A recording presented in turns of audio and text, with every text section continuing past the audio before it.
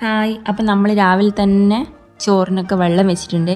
ആ വെള്ളമൊക്കെ തിളച്ച് വരുന്നുണ്ട്. അപ്പോഴേക്ക് ഓടിപ്പോയി ഞാൻ അരിയൊക്കെ കഴുകിയിടാന്ന് വെച്ചു. അപ്പോൾ ഇന്ന് മോളും ചോറും ഉണ്ടാകാനൊക്കെ സമ്മതിച്ചിട്ടുണ്ട്. അപ്പോൾ പിന്നെ ഇന്ന് രാവിലെ തന്നെ അങ്ങനെ ഞാൻ ചോറൊക്കെ വെക്കാന്ന് വെച്ചു. അരിയിട്ടിട്ട് വേഗം തിളച്ച് വന്ന ശേഷം ഞാനത് നേരെ റൈസ് കുക്കറിലേക്ക് മാറ്റിയിട്ടുണ്ട്.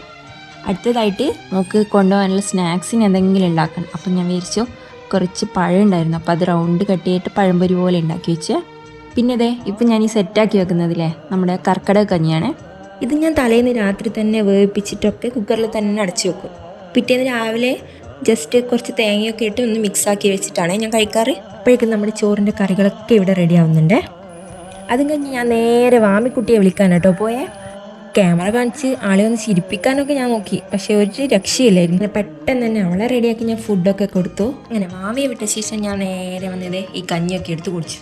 ഇന്നത്തെ വെയിൽ കണ്ട് ഞാൻ കുറച്ച് തുണിയൊക്കെ ഉണക്കാനായിട്ട് പുറത്തേക്ക് ഇറങ്ങി. അപ്പോഴാണ് ഇത് നമ്മുടെ പപ്പായ പഴുത്ത് നിൽക്കുന്നുണ്ട്. അപ്പോൾ ഇന്നും കൂടി വെച്ചാൽ അതെന്തായാലും കാക്ക കൊത്തിക്കൊണ്ടുപോകും. ആ പപ്പായം പൊട്ടിച്ച് വരുമ്പോഴാണ് റോസിൻ്റെ പൂവൊക്കെ നിലത്ത് വീണ് കിടക്കുന്നുണ്ട്.